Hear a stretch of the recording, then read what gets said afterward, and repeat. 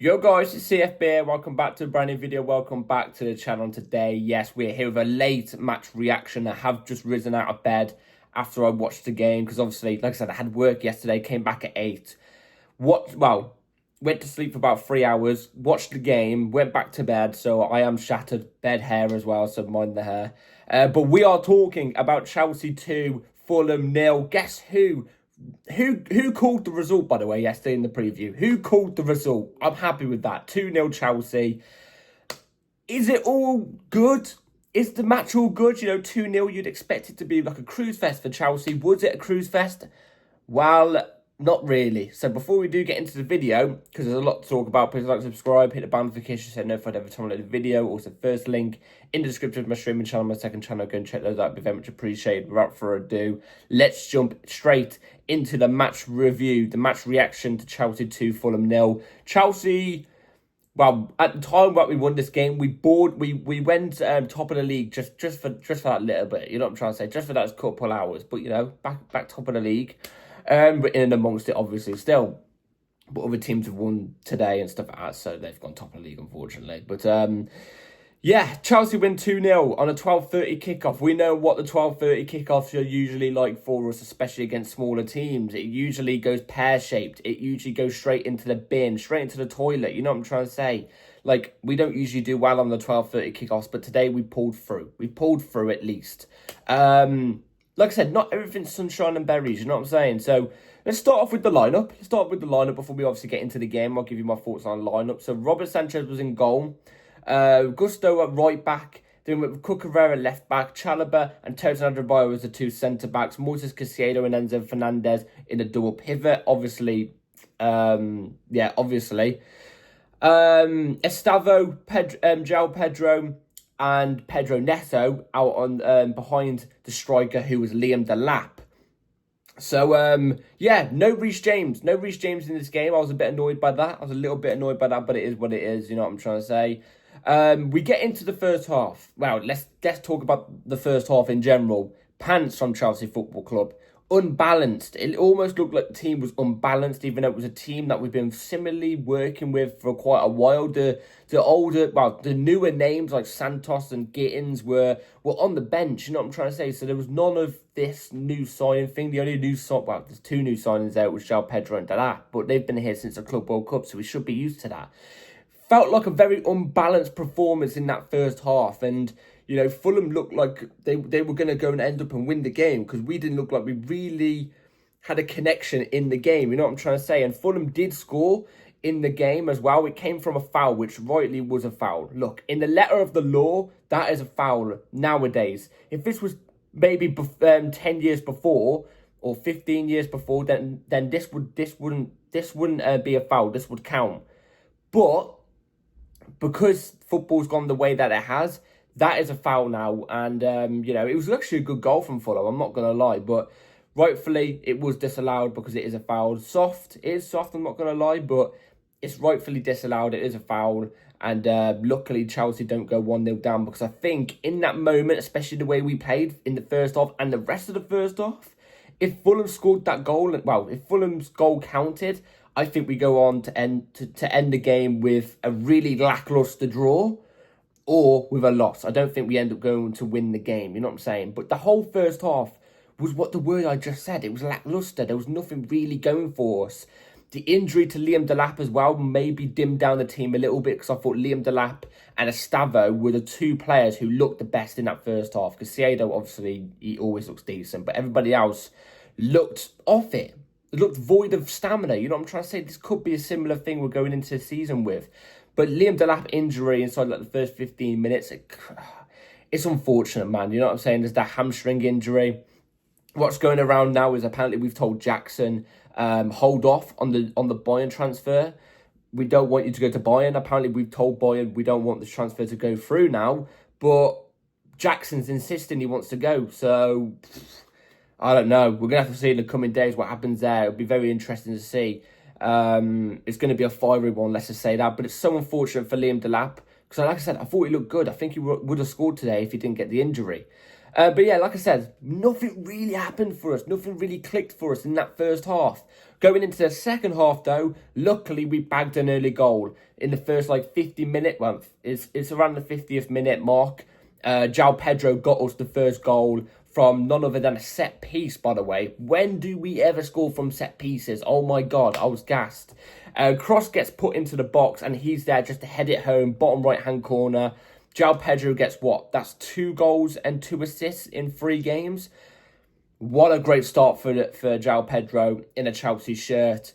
It's great start in the FPL as well. Let's just say that. You know what I mean? At the moment, he's my captain in Champions League FPL and Premier League FPL because he's on fire. He's on fire. Joao Pedro obviously moved into the striker position. You know, when Liam Delap came off, because obviously we brought on Tyreek George instead.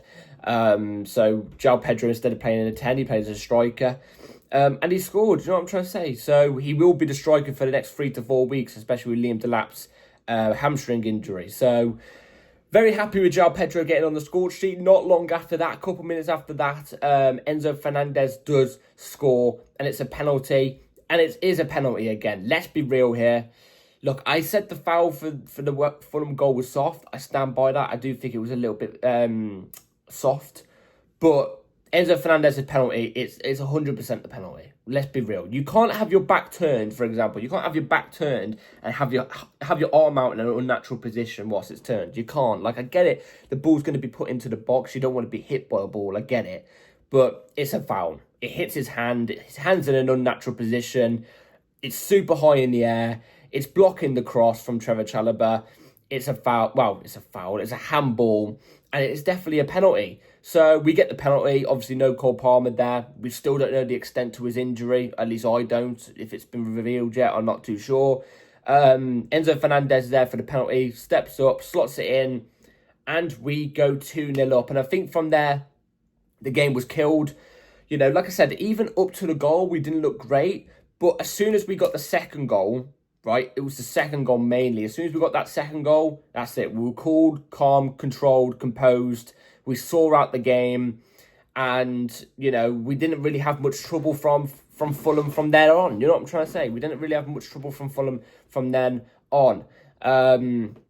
You know, we just played a little bit more better. It was more controlled. I wouldn't even say we played amazingly or even remotely, loads better than what we did in the first half or leading up to the first goal. But it was just more controlled. We looked a lot more calmer instead of more, panicky in a sense. So, yeah, we saw Reece James, obviously, like I said, come on in the 81st minute. We've got Andre Santos, who came on in the 81st minute as well, alongside Reece James. And Jamie Gittins, who also came on, who I actually thought looked quite lively when he came on, actually. I thought Jamie Gittins looked lively. I think maybe if he started the game, who knows, he could have potentially got a goal. I don't know. But, yeah, that is it for the review. Now, let's get into, players that I thought played well today. So, players I thought played well today. I'm not going to say Liam Delap because, look, I thought Liam Delap looked very lively, but you can't judge him off 15 minutes, can you? You know what I'm saying? So, I'm going to say Stavo looked exciting. He looked exciting on the ball. He nearly got a chance to score as well when he got the ball in the box on the right-hand corner, far right-hand corner of the box. And he tucked in alongside the Fulham defender. He took a shot. He was very unlucky not to go in. It was a good save from Leno, I think it was. Bottom right-hand corner, good save from him, to be fair. Because Estavo's goal is coming soon, I'm telling you. I thought it would be today, but it's coming soon. But I thought Stavo looked exciting. He was one of the players I thought did really well. Joao Pedro, I mean, you got to say Joao Pedro. I know he was very, like I said, he was very lacklustre when the team was lacklustre. But as soon as we got the 2-0, he looked a lot more better. So I'm going to go with Liam Delap. He also got a goal. So, you've got to put that on there. Joao Pedro as well. And then I'm going to say, I'm gonna go safe because I don't think many players were outstanding. I'm just gonna go safe. It's a standard performance by this player. It's a standard, decent performance from this player. Not anything too exciting. Moises Caicedo, he broke up the play a lot. You know, even in times where, like I said, Enzo Fernandez wasn't that great today. But even in times where it was just a midfield with Caicedo alone because Enzo Fernandez couldn't track back quick enough. Caicedo was doing his best and doing quite well at it. of defending that midfield by himself. You know what I'm saying? So they're the three I think that played well. The three that I didn't think particularly had a great game. Enzo Fernandez has won. I know he got the goal. It was a penalty. He grew into the game slowly after the penalty goal, which obviously after a penalty you get a bit of confidence from because you scored a goal. But I don't know. It's just there's not enough creativity from Enzo Fernandez there today, in my opinion. So Enzo Fernandez is going to be one of the names on there for me. Pedro Neto, I'm disappointed with Pedro Neto at the moment. You know, he has such a good back end to the season last season. Great Club World Cup. First 3 games, apart from the West Ham game, I've been thinking he's a bit... There's not enough there for me, you know what I'm saying? There's not enough there for me. I want to see a bit more from Pedro Neto. So, I'm going to say Pedro Neto. And Malo Gusto for me. I don't know. Malo Gusto... I've got something in my eye, I apologise. Malo Gusto... I don't know. Like, in my opinion, this season... Like I've already been saying, it's a big season for Malo Gusto, I think. He's got to come into his own. You know what I'm saying? He's got to come into his own from what we saw in the first season. Because last season he wasn't good enough. So far this season, I'm not seeing it. I don't understand why Reece James didn't start the game today. I don't understand. And it's nothing on Gusto in general. But I just don't understand. Your captain's there. He's fit and available. He didn't start the last game. He came on very late in the last game.